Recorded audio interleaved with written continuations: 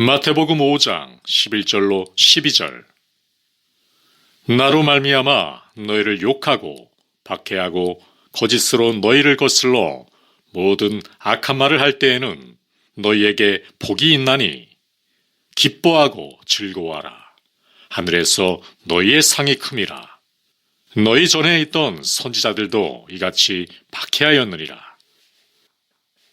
주님이 본문에서 기독교인에 대해 말씀하신 것에는 세 가지 원칙이 나타나 있습니다. 이 원칙은 아주 분명합니다. 하지만 우리가 이 원칙들을 잊고 있다는 사실을 우리는 자복해야 한다고 생각합니다.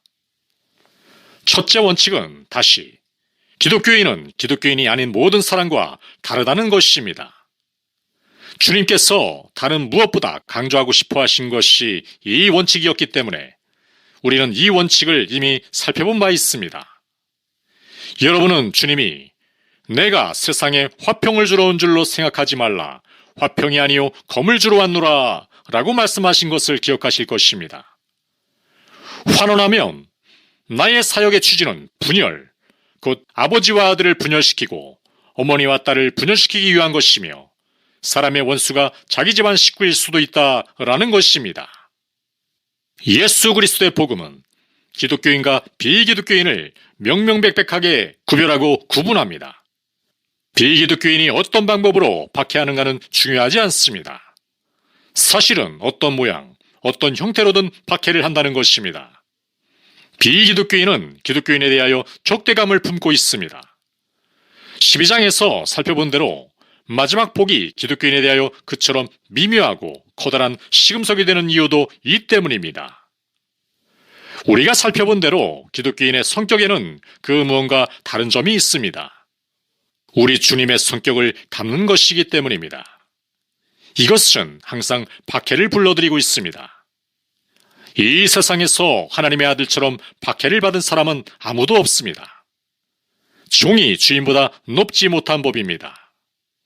그러므로 기독교인은 같은 운명을 체험합니다. 이것이 여기서 매우 명백한 원칙으로 나타납니다. 비기독교인은 기독교인을 헐뜯고 박해하고 갖은 거짓말로 악담을 합니다. 어째서입니까?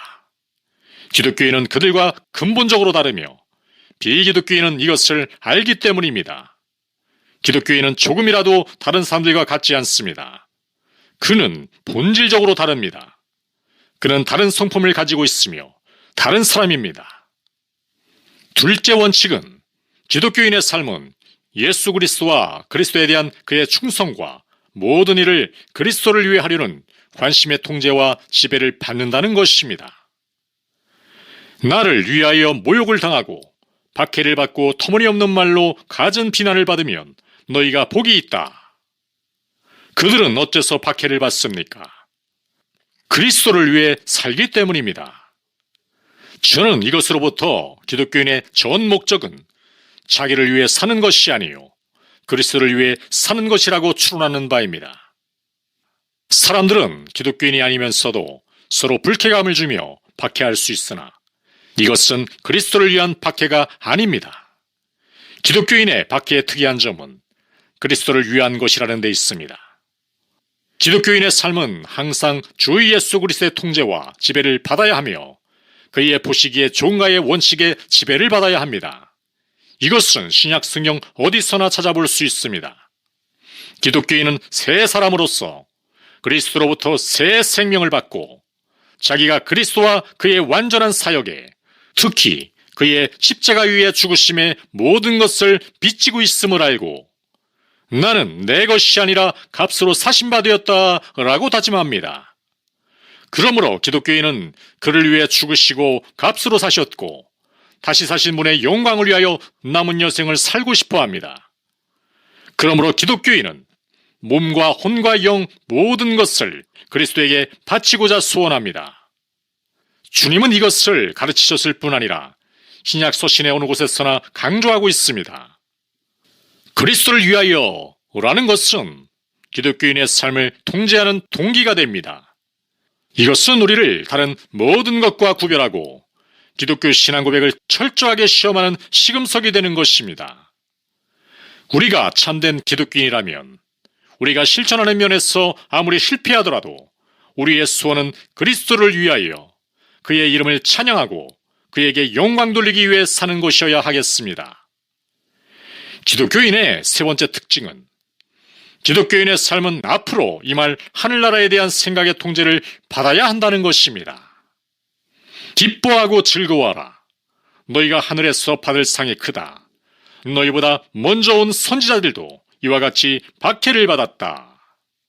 이것은 다시 신약 성경의 가르침의 기초적이며 필수적인 요소의 일부가 됩니다.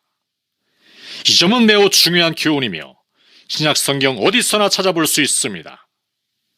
히브리서 11장에 있는 구약 성경의 훌륭한 개요를 보십시오. 저자는 이 사람들이 믿음의 영웅들이라고 말합니다. 그들의 비결이 무엇이었습니까? 그 비결은 그들이 우리는 이 땅 위에 영원한 도시를 가진 것이 아니라 장차올 도시를 찾고 있는 것입니다 라고 한 데 있습니다. 그들은 모두 하나님께서 설계하시고 지으실 튼튼한 기초를 가진 도성을 찾고 있던 사람들입니다. 이것이 그 비결입니다. 그러므로 우리가 여기서 상기하는 이것은 기독교인과 비기독교인과의 명백한 차이점을 보시게 됩니다. 비기독교인은 이 세상 너머의 세계를 생각하지 않으려고 갖은 짓을 다 합니다. 이 점은 오늘의 쾌락광들의 저희를 설명해 줍니다. 생각을 억제하는 것, 특히 죽음과 내세의 생각을 회피하는 것은 하나의 큰 음모요 노력입니다.